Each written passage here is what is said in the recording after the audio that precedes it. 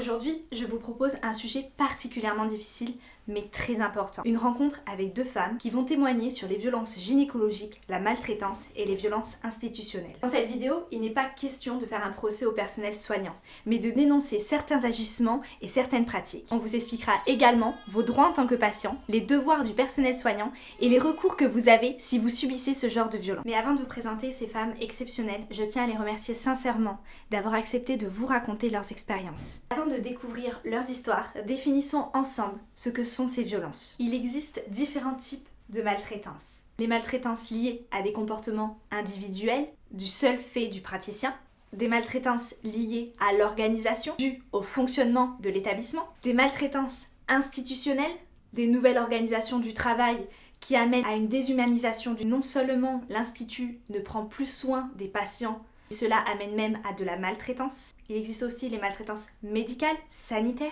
Qu'est-ce que sont les violences gynécologiques et obstétricales? Ce sont des comportements, des actes, des paroles ou des omissions commis par le personnel de santé qui ne sont pas justifiés médicalement ou qui sont accomplis sans le consentement libre et éclairé du patient. Ça peut être du comportement approprié, du sexisme, ou toute violence contre les femmes. Bon, j'ai le sourire, mais en vrai, on va se parler d'un sujet qui est assez compliqué, sensible et particulièrement dur aujourd'hui.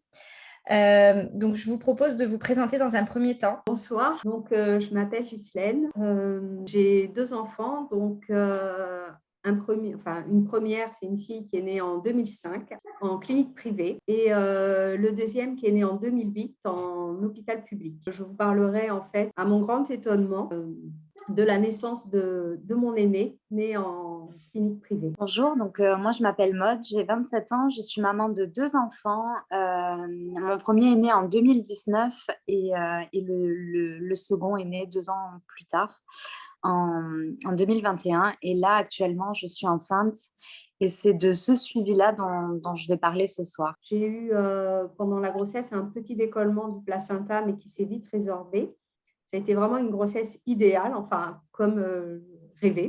J'ai été suivie donc, par un praticien sur Paris qui, lors de l'avant-dernier rendez-vous, m'a dit qu'il allait partir en vacances et donc a fixé un rendez-vous le 22 avril, donc à 13 jours exactement du terme envisagé. Donc, je me suis rendue au rendez-vous et il a commencé son examen.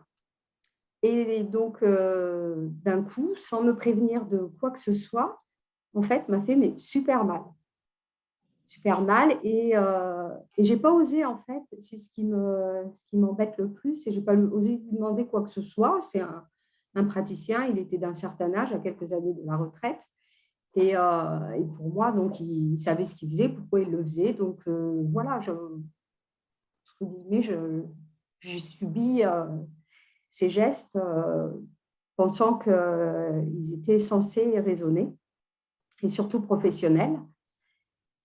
Et suite à donc quand je me suis rhabillée, j'étais quand même à 8 mois et demi de grossesse, j'ai senti un peu de liquide qui coulait. Mais bon, enfin, voilà, c'est un peu difficile d'évaluer, enfin, voilà. Oui, je lui en ai parlé. Ça peut être des pertes, excuse-moi de te couper. Tout à fait, mais c'est ça en fait. Moi, j'ai pensé un petit peu à des pertes urinaires, bon, avec en plus ce qui venait de me faire, c'était assez violent en fait physiquement. Enfin, je veux dire, ça m'a fait mal. Et je me suis dit, bon, voilà, ça se peut, j'en ai quand même parlé, parce que j'ai pensé aussi éventuellement à la poche des os qui se serait rompue. Et il m'a dit, bah, écoutez, vous verrez bien, si ça continue, c'est la poche des os. Voilà.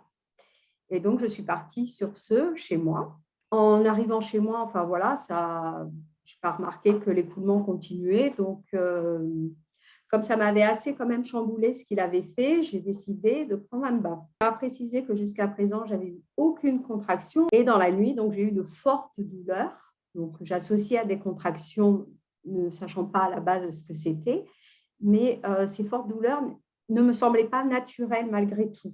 Même si je me doute que bon, je ne peux pas identifier ce qui était vraiment des contractions, mais je ne sais pas, ça faisait vraiment des douleurs qui ne me semblaient pas naturelles.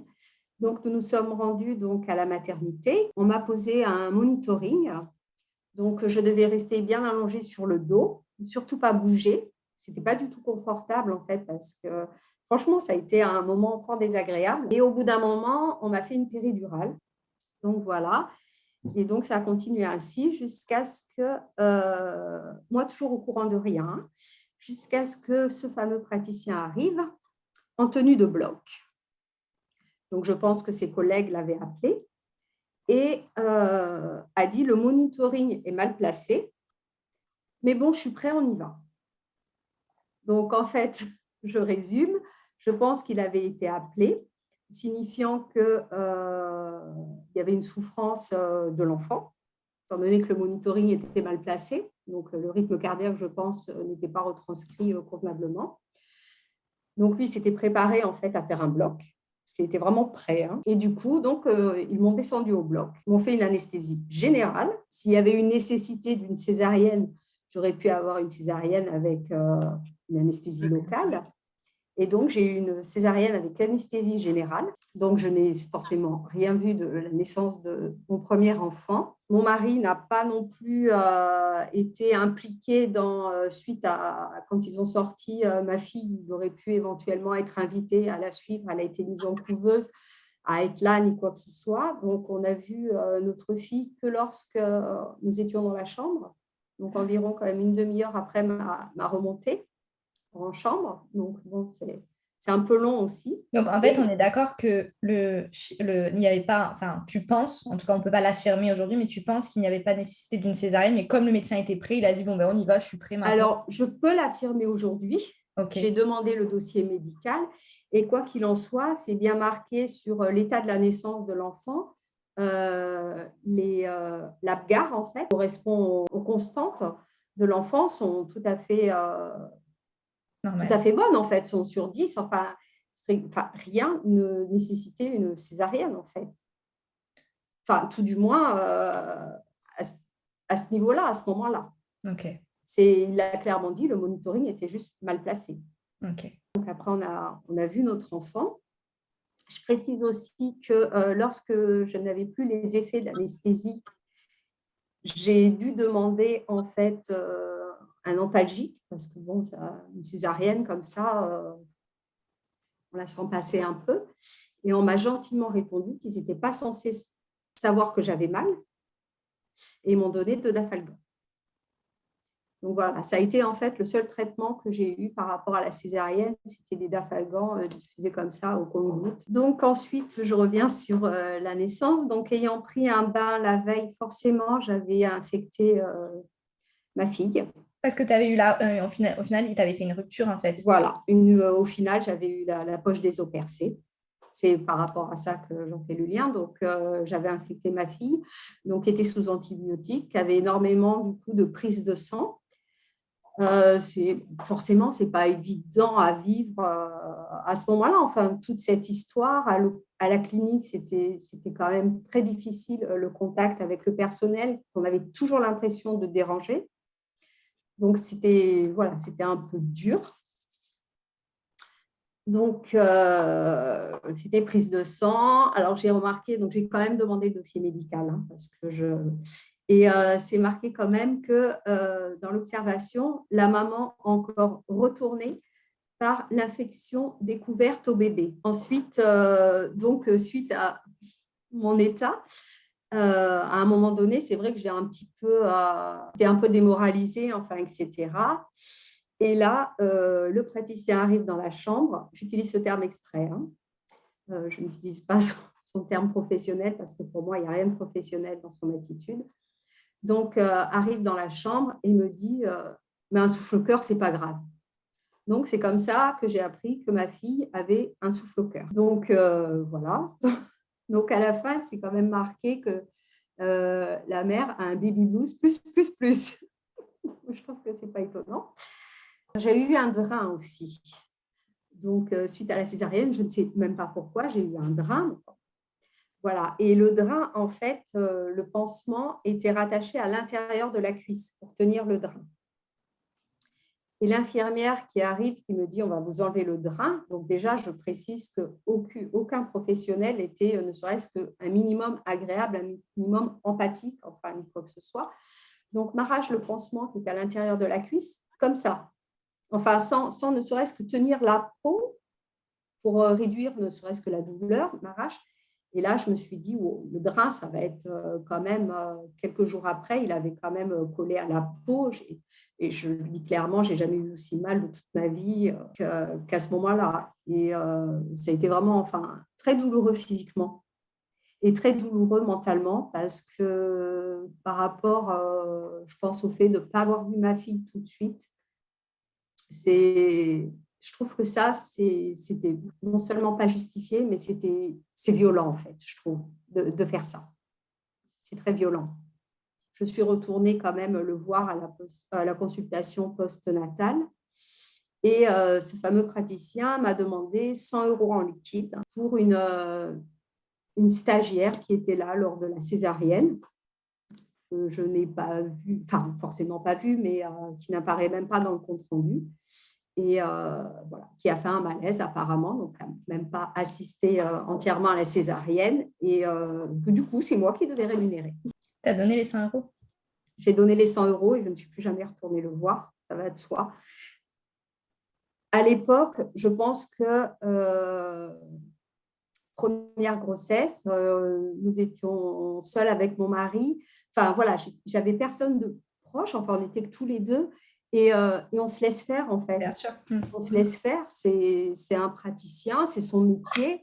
C'est, voilà, je veux dire, moi, je suis partie naïvement, mais je lui ai fait confiance, en fait. Outre ce qui s'est passé juste avant, je suis assez choquée déjà. Quand vous avez été au rendez-vous, quand vous lui avez dit oui, j'ai eu un peu de liquide, est-ce que ce serait pas la poche des os? Déjà, je me dis, le B à bas, c'est de dire de ne pas prendre de bain. Et je me dis qu'il n'ait même pas fait ça. Déjà, qu'il n'ait même pas vérifié que ce soit la poche des os qui ne soit pas rompue. Je me dis déjà, c'est fort. Mais alors, en plus, qu'ils ne disent pas les préconisations ou les choses qui doivent alerter, je trouve que c'est vraiment, sans parler de tout ce qui s'est passé par la suite, quoi. C'est assez choquant, quoi. Non, mais je suis tout à fait d'accord. Et je lui ai posé la question et je me suis dit, je pense qu'on doit voir la différence entre de l'urine et des os, en fait. Enfin, et c'est vrai que moi-même, j'ai pas pensé, mais ça m'avait tellement, j'étais tellement crispée, en fait, après ce rendez-vous. Enfin, et puis, je dis, un décollement des membranes, ça fait mal, surtout quand on ne s'y attend pas, surtout quand on ne dit pas ce qu'on fait. Oui, c'est Pourquoi ça on le aussi. fait? En fait, il a fait On un le décollement fait. des membranes, quoi. Tout à fait, tout à fait. Il a fait un D'accord. décollement des membranes sans me Sans prévenir, consentement. mais sans consentement du tout. Ouais. Je pense qu'il aurait dû me dire, dans le doute, ne Ben prenez oui, pas c'est de ça. bain ni quoi que ce soit. On va écouter Maud maintenant. Alors moi, c'est l'inverse. J'ai été suivie pour mes 2 premières grossesses dans une clinique privée à Limoges. Et j'ai vraiment eu un suivi de grossesse pour les 2 vraiment parfait. J'ai été suivie par 2 gynécologues différentes, mais vraiment très professionnelles, très, très bien. Et en fait, j'ai déménagé à la naissance de mon second. Et donc là, je suis dans un désert médical. Et en fait, où il y a très peu de gynécologues. Et donc, je commence mon suivi dans cet hôpital. Alors déjà, la première échographie de datation est faite par une sage-femme. Le deuxième rendez-vous, c'est un gynécologue. Le troisième rendez-vous, en fait, on voit systématiquement des personnes différentes. Donc déjà, moi, je trouve que pour un suivi, c'est pas forcément très rassurant. Et alors, en fait, quand j'ai eu ma première échographie de datation, la sage-femme m'a expliqué, bon, ben voilà, est-ce que vous connaissez un gynécologue ici? Parce que sinon, je vais vous en conseiller un. Donc, elle me conseille une gynécologue de l'hôpital. Donc, je vais pour prendre rendez-vous. Et là, la secrétaire me dit, ah non, cette gynécologue n'est pas disponible. Donc, il n'y a plus que ce médecin-là. Donc, elle me cite un médecin. Moi, j'ai aucun a priori parce que je ne connais aucun médecin dans cet hôpital. Et en fait, la sage-femme passe derrière et elle me dit c'est bon, tu as pu prendre rendez-vous? Donc, je lui dis bah, écoutez, voilà, la gynécologue que vous m'avez indiquée n'est pas disponible. Et la secrétaire lui dit oui, il ne reste plus que ce médecin-là. Et là, son regard, elle regarde la gynécologue et fait t'es sûre, on ne peut pas lui trouver quelqu'un d'autre? Devant moi, déjà, c'était super rassurant. Et donc, il s'avère que l'échographie, en fait, la T1, elle permet de faire un dépistage de la trisomie 21. Donc, c'est une échographie on ne peut pas la faire à n'importe quel moment. Il ne faut pas que ça excède les 14 semaines d'aménorrhée parce que sinon, la clarté nucale, ce qui permet de dépister la trisomie 21 n'est plus fiable. Et donc, du coup, elle dit, non, à cette période-là, il y a que ce médecin-là qui peut le faire. Donc, elle me donne un rendez-vous pour le 14. Donc, bon, et elle m'explique, par contre, tu verras, t'inquiète pas, ce médecin, il ne connaît pas la bienveillance, mais ce n'est pas grave. Enfin, voilà, la prochaine fois, on te mettra quelqu'un d'autre. Bon, je me dis, bon, on verra, hein. Mais c'est vrai que j'ai tellement d'appréhension du coup par rapport à ce qu'elle m'a dit que je dis à mon conjoint, je sais que c'est compliqué avec ton travail, mais essaie d'être disponible le 14, quoi. Donc lui, il essaie de se mettre en dispo le 14. Quelques jours avant, je reçois un appel du secrétariat qui me dit, oui, finalement, votre rendez-vous, ce sera le 16. Ce sera le 16 parce que le médecin ne peut pas le faire. Donc voilà, vous êtes décalé au 16. Bon, pas de problème. Donc on se réorganise avec mon conjoint pour qu'il soit disponible ce jour-là. C'était le 16, ça tombait un lundi, je crois. Et je ne sais plus exactement, mais elle m'appelle le vendredi avant le rendez-vous. Et elle me dit, oui, finalement, le rendez-vous est encore repoussé. Ce sera le 22. Donc à 14h et à 15h30, vous aviez déjà un rendez-vous avec la sage-femme, donc c'est parfait, ce sera 14h et puis moi, j'ai pas trop mon mot à dire. Et donc je lui dis, vous êtes sûre? Parce qu'on m'avait bien dit que voilà, il fallait que ce soit fait vraiment autour du 14 pour pouvoir faire le dépistage de la trisomie. Donc là, au téléphone, elle me répond, bah oui, je crois quand même qu'on sait faire notre métier, donc ce sera le 22 et puis voilà. 2 jours avant, je reçois un message de Doctolib qui me dit que l'heure de mon rendez-vous est encore changée et donc mon rendez-vous est à 9h45. Donc, ça devait être à 14h pour que je puisse enchaîner les 2 rendez-vous. Enfin, voilà, j'avais à m'organiser au niveau du travail, de mes enfants. Enfin, puis, c'est surtout mon conjoint qui est infirmier libéral, il travaille. Enfin, voilà. Bon, c'est pas grave. Donc, j'arrive au rendez-vous 35 minutes à l'avance le jour J. Je passe aux admissions. Et donc là, je vois mon rendez-vous est dans 20 minutes, quoi. Et donc, j'appelle mon conjoint. Il me dit, oui, je suis là dans 5 minutes. Attends-moi dans le couloir. De toute manière, tu es en avance. Comme ça, moi, je ne sais pas où est la salle d'examen, donc comme ça, je te rejoins. Donc, je l'attends dans le couloir. Je n'ai même pas le temps d'attendre 2 secondes. Mon téléphone sonne, donc je réponds. Et là, je n'ai même pas de bonjour au téléphone, rien du tout. La secrétaire de gynéco qui me dit, oui, qu'est-ce que vous faites? Le médecin vous attend. Donc, moi, je dis, excusez-moi, je pensais avoir rendez-vous à 45. Je lui dis, écoutez, j'attends juste mon conjoint, il est à 5 minutes d'arriver. Là, elle me dit, le médecin n'a pas à vous attendre, on a vu que vous étiez passé aux admissions, alors vous venez. Donc bon, je raccroche, j'arrive tout de suite. Et là, j'arrive devant la secrétaire qui me dit, à droite. Donc je lui dis, excusez-moi, j'essaie de lui dire, en fait, j'aimerais que vous dirigiez mon conjoint vers la salle d'examen, quoi. Et là, elle me dit, le médecin attend. Donc je pars, je me dis, bon, j'aurais peut-être plus de succès avec le médecin.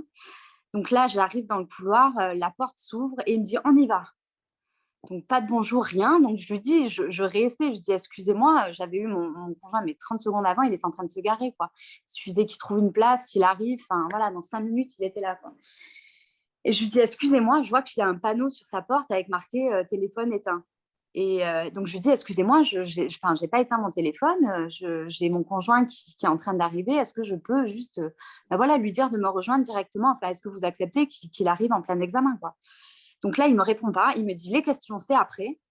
Donc moi, je suis complètement déboussolée, je suis là, ok, bon, j'ai toujours pas éteint mon téléphone. Et donc là, il commence le recueil de données. La première question qu'il me pose, c'est combien vous pesez? Donc, je lui dis, écoutez, je ne sais pas, je ne me suis pas pesée depuis la dernière fois. Et donc là, il me fait, allez, c'est inadmissible, vous savez très bien qu'on va vous peser, vous me faites perdre mon temps, donc vous enlevez le pantalon, la culotte et vous allez vous peser. Et donc, j'entends râler en disant, de toute manière, aujourd'hui, je ne devais pas faire d'échographie. Enfin, alors moi, je me dis, c'est quand même un comble parce que c'est quand même lui qui a repoussé à 3 fois mon rendez-vous. Enfin, moi, je n'ai absolument pas demandé d'être vue ce jour-là à cette heure-là. Donc, je m'exécute, je me déshabille, je vais sur la balance, je reviens vers lui. Là, il ne me demande déjà même pas le poids, il continue son recueil de données, donc j'ose même pas le couper. À ce moment-là, on est d'accord que là, tu es quasiment nue devant lui, ouais. En train de... Ok, normal. Ouais. Et puis devant la porte d'entrée, quoi. Il n'y a même pas de... Enfin, je veux dire, quelqu'un ouvre, notamment mon conjoint qui devait arriver. Enfin, voilà, il y a le couloir, il y a la salle d'attente juste devant. Enfin, voilà, je suis là. Donc, je pas très à l'aise, forcément. Donc là, je commence à prendre un peu mon pantalon pour juste au moins le mettre devant moi, quoi. Et là, il me dit: «Non, mais vous n'allez pas vous rhabiller, j'ai pas que ça à faire, on va passer à l'examen». Donc là, je me dis: «OK». Donc je finis le recueil de données et en fait, j'ai l'impression vraiment qu'il ne m'écoute pas. Et en fait, c'est même pas une impression parce que quand je regarde le compte rendu, après coup, il a mis un poids qu'il ne m'a même pas demandé, donc je ne sais pas où il a sorti le poids, il a dû m'estimer. Et en fait, il s'est même trompé sur mon groupe sanguin enfin, je suis O positif, il m'a mis A+. C'est assez problématique quand même pour un suivi de grossesse. Bon, bon, c'est pas grave. Donc là, il me demande les papiers, de consentement par rapport à l'échographie de trisomie 21 et donc là, il me montre un fascicule avec, enfin, avec, le déroulement en fait de l'examen et il me dit: «Vous l'avez bien lu celui-là?» Et donc celui-là, je ne l'avais pas eu en fait. Donc je lui dis: «Non, je ne l'ai pas lu, mais je vous ai signé, enfin le consentement» et puis, et là, il me fait: «Ah non, mais vous l'avez pas lu, on va reporter l'échographie, enfin voilà, c'est inadmissible». Je lui dis: «Bah écoutez, je suis désolée, si la sage-femme elle me l'a pas donné, enfin je peux pas l'inventer». Je lui dis: «Après, vous savez, c'est ma 3e grossesse, je suis infirmière, j'ai quand même quelques notions». Je lui dis: «Je sais que vous allez calculer la clarté nucale». J'essaie de lui expliquer en fait le déroulement de l'examen, bah, pour qu'il me laisse pas repartir comme ça, quoi. Parce que, bah, enfin voilà, moi j'étais inquiète, je me suis dit: «Il fallait que ce soit fait vers le 14, on est quand même le 22, donc ça fait pas grande différence, mais on ne sait jamais», surtout que la datation, c'est vraiment une estimation à quelques jours près, donc voilà. Donc de là, j'arrive à le convaincre, mais je vois qu'il est vraiment, il est un peu hors de lui, quoi. Donc j'essaie de lui redemander pour mon conjoint. Donc là, il me répond pas, donc moi, j'en perds tous mes moyens. J'ai complètement oublié que j'avais pas éteint mon téléphone, quoi. Donc il me dit: «Allez, on y va». Donc on commence l'examen. Alors déjà, premier truc qui m'a surprise, c'est que, à chaque fois qu'on m'a fait une échographie, on m'a toujours mis un champ, enfin voilà, pour me cacher un petit peu et puis laisser juste le ventre apparent parce qu'il y a pas besoin d'être à poil, pendant l'examen. Et donc lui, non, rien à foutre, enfin voilà, on met le produit, on n'annonce rien, on parle pas. Donc là, il commence son échographie, en silence et puis la seule phrase qu'il lâche, c'est un, «Oh là là» et puis en plus, enfin, il est même pas bien positionné le fœtus, enfin un truc comme ça. Donc là, je me dis: «OK, ça commence bien». Et donc là, de là, il m'appuie. En fait, il prend vraiment, enfin, on va dire que ça, c'est mon ventre. Il prend l'échographe et il fait comme ça, il donne des coups comme ça, il remue. Donc moi, je suis pas très à l'aise, je suis très tendue parce que ça se passe mal. Donc clairement, il me fait mal. Je comprends qu'il essaie de, voilà, de mettre, de bouger mon bébé pour le mettre dans une meilleure position pour pouvoir faire l'examen. Lui ne me dit rien. Et donc, je le vis assez mal parce que c'est pas ma première échographie, c'est pas la première fois qu'on essaie de me faire bouger le bébé, mais c'est plus sa colère, en fait, qui m'a marquée à ce moment-là. Je me suis dit: «Il se défoule un peu aussi». Donc voilà, je dis rien, j'ose absolument rien dire et puis il continue à râler: «Non, mais il y a aucune condition qui est bonne pour faire l'examen, on va la décaler, c'est pas grave, vous reviendrez». Donc une fois de plus, je dis rien, il continue, de là, mon téléphone se met à vibrer. Donc oui, j'avais oublié d'éteindre mon téléphone. Et donc le téléphone vibre une fois, bon, il dit rien. Le téléphone vibre une deuxième fois, mais d'affilée, quoi. C'était, mon conjoint qui était dans le couloir, qui essayait de savoir où était le service. Et donc de là, il pose tout, il se lève. Alors j'avais vraiment cette vision j'avais vraiment l'impression d'être une gamine, en plus, à moitié nue, qui se fait engueuler. Et là, il me pourrit littéralement en me disant: «C'est inadmissible, vous êtes irrespectueuse. Moi, madame, je suis médecin. Pour faire mon travail, j'ai besoin de me concentrer. Est-ce que vous savez lire?» «Non, parce que j'ai pas l'impression». «Qu'est-ce qu'il y a marqué sur ma porte?» «Il y a marqué qu'il fallait éteindre les téléphones». Donc de là, enfin moi déjà, quand l'échographie a commencé, ça c'est le petit truc à savoir, je suis en pleurs. Je suis en pleurs sous mon masque. Alors je pleure pas à gros sanglots, hein, mais je pleure parce qu'en fait, ça s'était tellement mal passé le début et puis de me dire: «OK, on commence l'échographie, mon conjoint est pas là», alors que je sais que 2 minutes après, il peut être là, quoi. Je sais même pas s'il va accepter qu'il me rejoigne ou quoi que ce soit. Puis vu l'amabilité de la secrétaire, j'étais même pas sûre qu'elle le dirige vers moi, quoi. Donc voilà, de là, je pleure et donc là, je me mets en colère. Je lui dis: «Mais attendez, enfin, vous vous moquez de moi?» Je lui dis: «J'ai essayé de vous prévenir à 2 reprises que j'avais laissé mon téléphone allumé, vous avez même pas daigné m'écouter».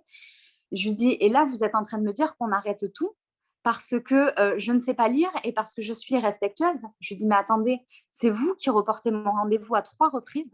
Je lui dis, moi, je dis rien. Vous me dites depuis ce matin, je ne devais pas faire d'échographie aujourd'hui. On va reporter, alors que ce n'est pas moi qui ai demandé l'échographie en urgence. Et donc là, je lui dis, en plus de ça, vous me faites venir à 9h45 pour me faire venir ensuite à 15h30, alors que j'habite quand même à 25 minutes d'ici.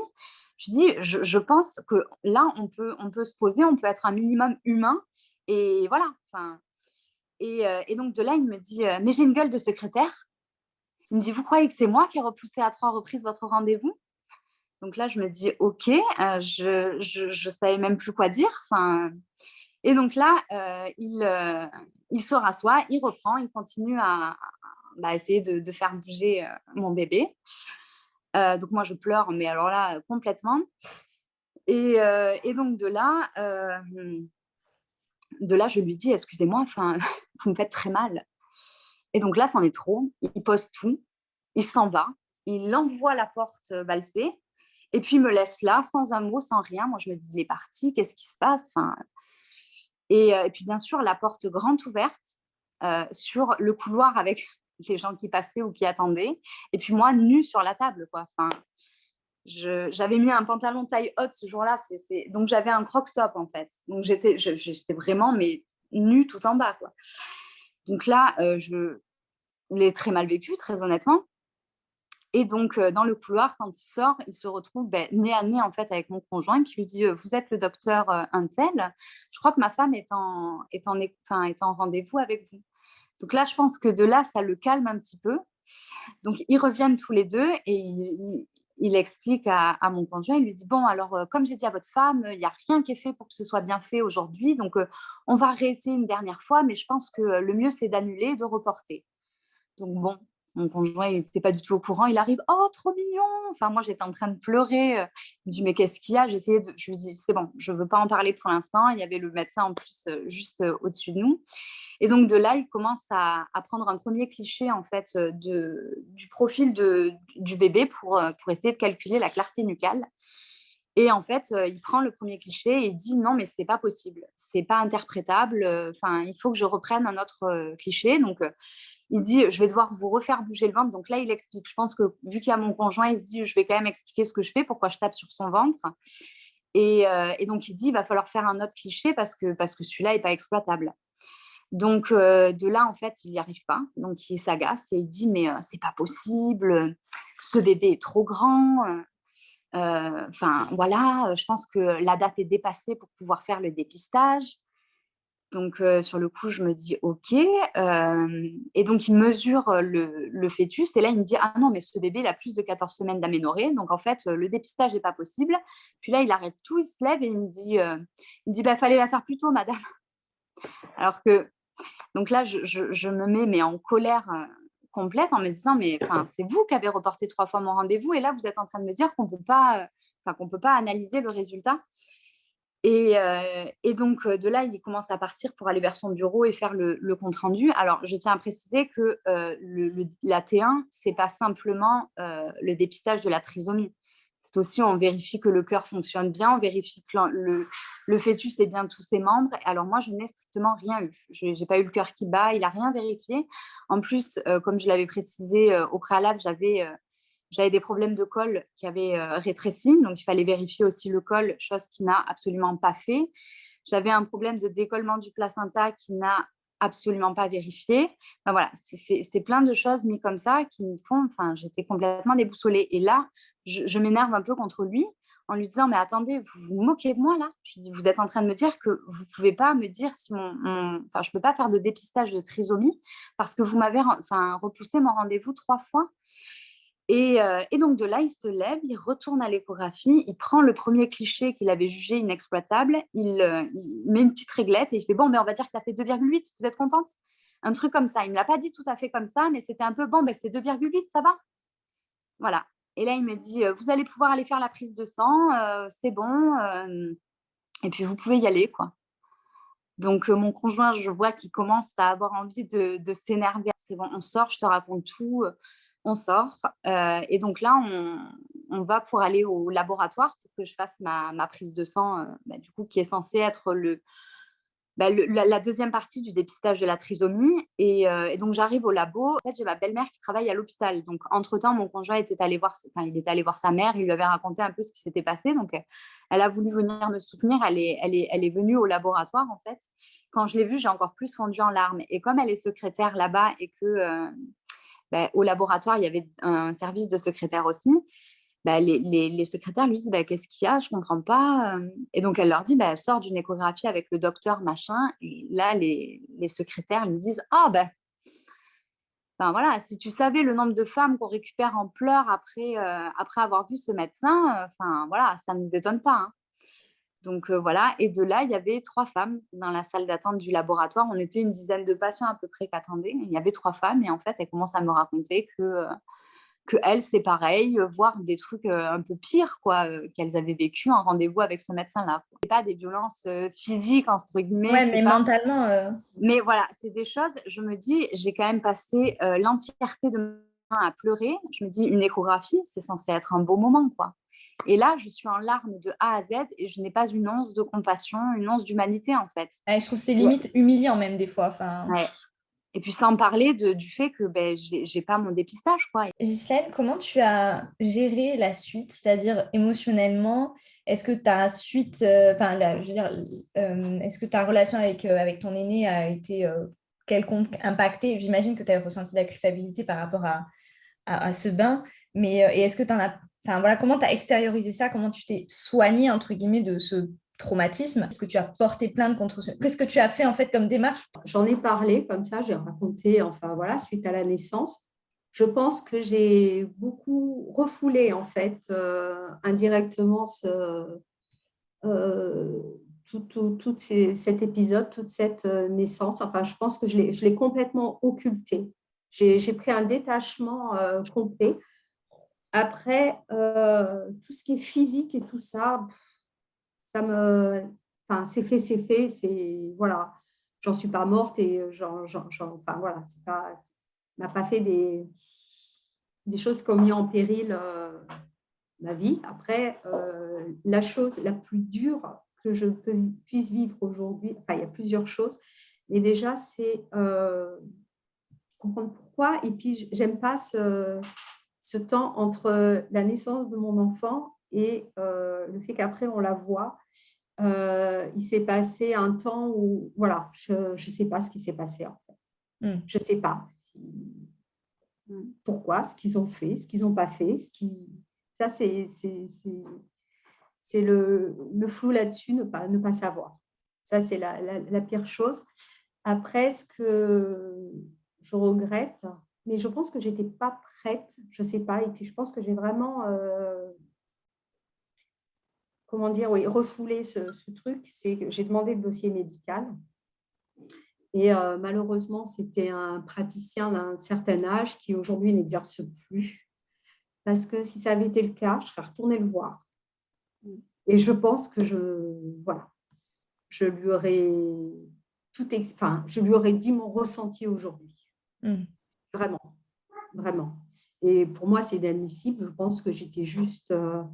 un pourcentage dans ses tours. Enfin, je pense qu'il a fait le maximum en fait pour empocher. C'est vraiment le cliché type d'une clinique privée où tout a été fait pour faire un maximum de sous, tout simplement, lamentablement. Ouais. Oui, c'est ça. C'est que je pense que malheureusement, tu n'es pas la seule. Tout à fait. C'est horrible. C'est ce que disait Maud aussi quand Maud t'es allée au labo. Que tu te rends compte qu'en fait, tu n'es pas la seule et que tu en as d'autres. Et c'est horrible, quoi, parce que tu te dis, mais en fait, on vit toute la même chose. Et malheureusement, personne ne dit rien. Enfin, personne ne peut rien dire aussi parce qu'on est sous le coup des hormones. On fait confiance aux médecins. Et on subit, on finit par croire que c'est normal, quoi. On minimise finalement ce qui nous est arrivé. On finit par croire que voilà, c'est normal, c'est un mauvais moment à passer. Puis bon, voilà, on ne va pas le voir 10 000 fois dans notre vie et puis ça va aller. Mais non, c'est pas normal en fait. C'est ce que tu avais dit la sage-femme d'ailleurs, non? Juste après. Oui, c'est ça. L'après-midi, j'y suis allée en tremblant. Et alors, le premier truc qu'elle m'a dit, alors que du coup, voilà, j'étais encore en train de pleurer sous mon masque. Et je me dis, c'est la sage-femme quand même. Je lui demande pas de prendre parti pour moi, c'est absolument pas ça. Mais je lui demande juste, voilà. Et en fait, le premier truc qu'elle m'a dit, c'est, bon, j'ai compris que ça s'était mal passé avec le docteur. moi, ça ne me regarde pas. Et puis, de toute manière, enfin voilà, on continue à parler du suivi. Et je lui dis, honnêtement, je ne peux pas imaginer, en fait, continuer à me faire suivre ici, en fait. Elle me dit, oh, vous inquiétez pas, pour les échographies restantes, on essaiera de faire en sorte que ce ne soit pas lui. On essaiera.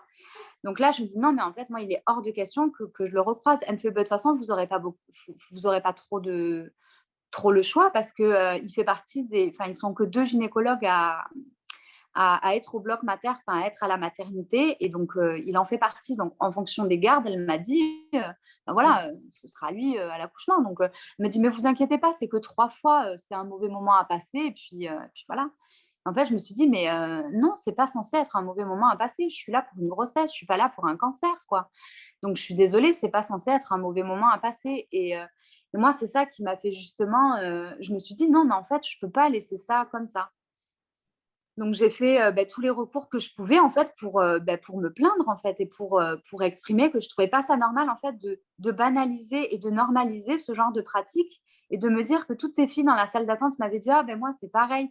Enfin, il a dit à une fille, il lui a dit: «Je suis pas payée pour répondre à des questions stupides». C'est ce qu'elle m'a dit au laboratoire.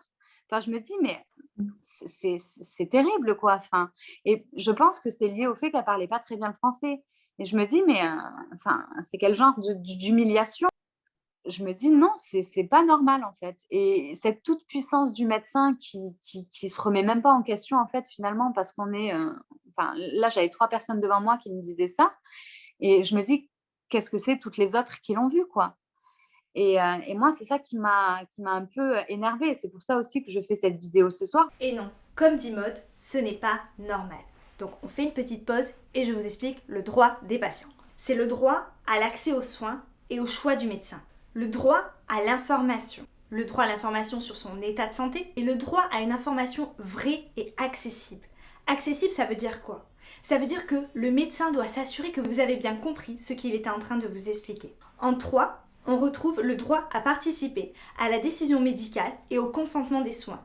J'entends par là que vous avez le droit de refuser un acte médical ou un traitement. Vous avez également le droit d'arrêter le soin à tout moment. Le droit au respect de la personne soignée. Ça veut dire quoi? Le respect de sa dignité, le respect de sa vie privée, le respect de son intimité et le respect de ses croyances et de ses convictions. Et enfin, bien évidemment, vous avez le droit de porter plainte. Vous avez le droit de demander réparation. Vous avez le droit d'être écouté par un responsable de l'établissement. Et vous avez le droit d'agir en justice. D'ailleurs, je tiens à vous rappeler quelque chose de très important. J'entends encore trop souvent des histoires sur ce sujet.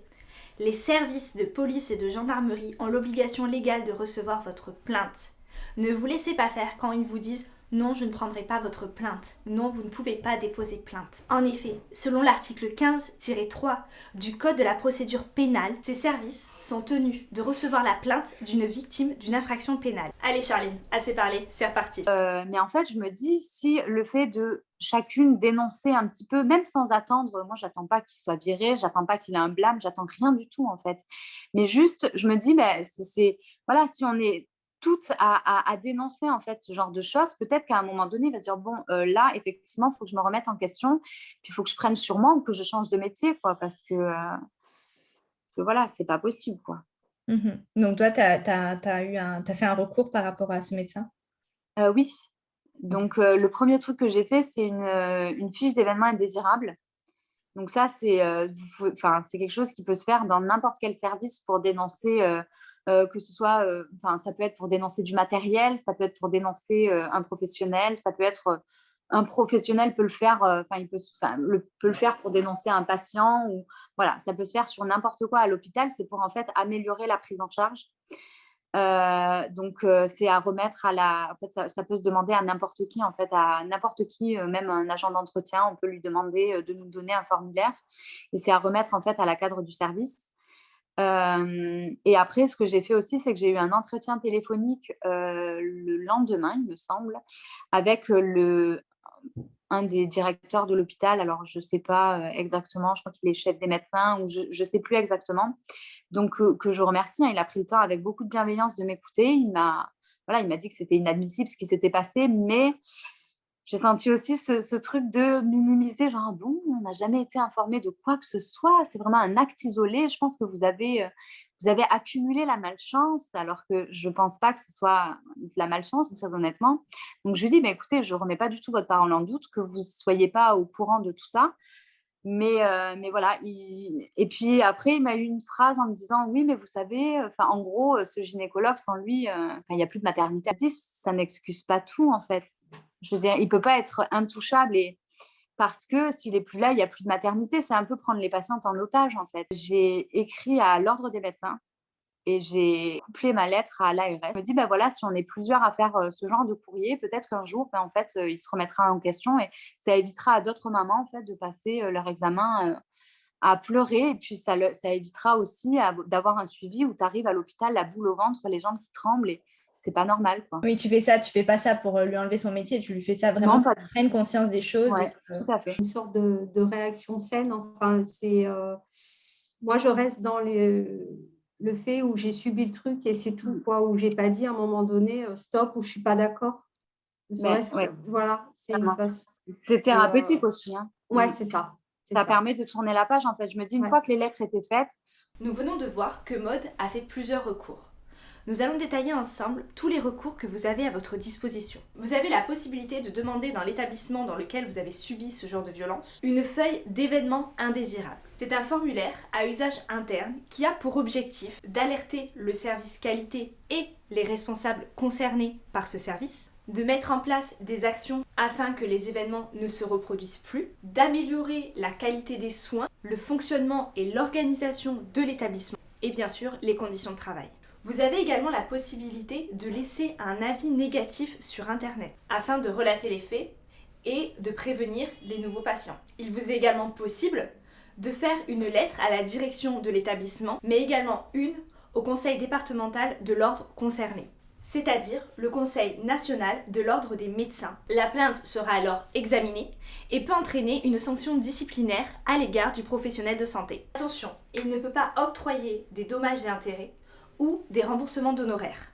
Enfin, vous avez la possibilité de contacter l'ARS, l'Agence régionale de la santé. Et bien sûr, pour finir, vous avez tout à fait la possibilité de porter plainte, comme vu précédemment. Allez, on continue. Je sais que en fait, ma belle-mère m'a représentée, mais il a été convoqué par la direction par rapport à ça. Et donc, il a reconnu que ça s'était très mal passé, qu'il était désolé. Donc, il s'est excusé à plusieurs reprises en disant que si j'avais envie de revenir faire une échographie, il en ferait une belle pour me faire plaisir. Bon, il va sans dire que non, merci.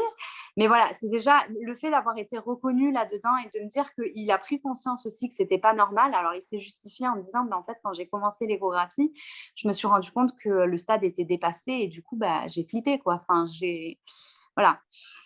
Mais oui, à mon avis, si tu flippes, justement, tu fais en sorte de c'est ça. La patiente, tu la fais pas, tu l'humilies pas comme ça. Quel conseil vous pourriez donner, vous deux qui avez vécu ça, en fait, pour celles qui nous écoutent? Moi, c'est ni plus ni moins ce qu'a fait Maud. C'est de le dire, c'est de réagir. Ce que je regrette énormément de ne pas avoir fait, à ce moment-là, j'ai toujours par contre expliqué à ma fille sa naissance. Voilà, c'est de dire les choses.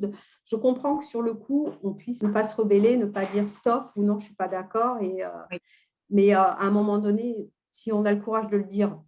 Et si on n'a pas le courage, de faire les démarches après. Outre le fait de dénoncer, parce que voilà, et puis de dénoncer sans forcément attendre quelque chose en retour, mais voilà, d'exprimer en fait son mécontentement et puis quelque chose qu'on aurait mal vécu. Je conseille de se renseigner en fait sur nos droits en tant que soignés et sur leurs obligations en tant que soignants. Et il y a quelque chose qui est fondamental, c'est le consentement.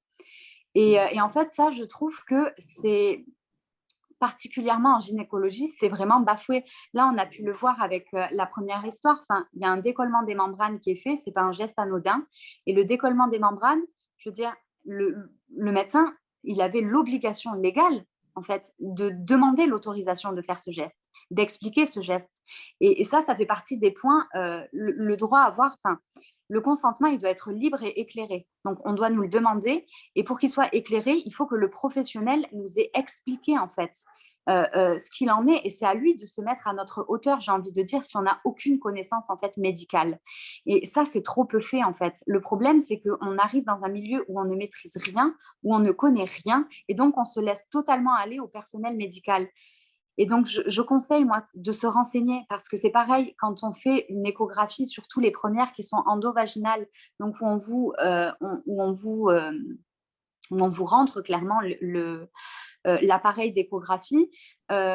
Enfin, c'est pas un geste anodin, donc ça doit être expliqué au préalable. Et puis, on doit dire à la patiente, alors attendez, on y va, si ça vous fait mal. Et c'est des choses qui sont pas faites. C'est un peu genre, bah, allez, je te mets ça là, parce que c'est le 10e que je mets dans la journée. Et puis, on se rend pas compte que ça peut être pris d'une manière violente. On est en droit d'avoir ce respect et d'avoir ces explications-là. Et ça, c'est trop peu su, en fait.